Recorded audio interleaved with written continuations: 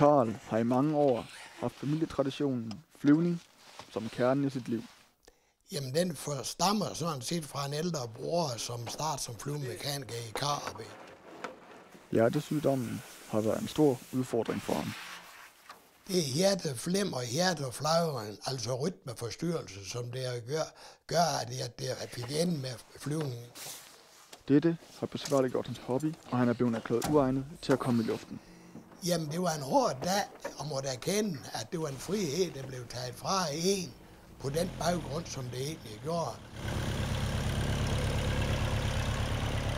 Jamen, han har et meget skidt med det jo. Han var meget ked af, at dengang hans helbred ikke kunne slå til længere. Det var meget hårdt for ham. Men på trods af sygdommen er lysten til at flyve der stadig. Selvfølgelig har jeg da gerne set, det var mig, der fuldførte det arbejde, og jeg skal jo altid nedværdige mig til at ringe efter en pilot, fordi mit helbredstilstand er det, at må let ved. Men Karls lidenskab og drømme er nu givet videre til sønnen. Det betyder en frihed at komme op og se det hele ovenfra, og ligesom kan se, hvordan det hele det bliver småt og ser godt ud. Kan overskue det hele deroppe fra. Det bliver helt afslappet at gå op og flyve. Karl er dog stadig en del af flyveklubben og er blevet valgt til æresmedlem.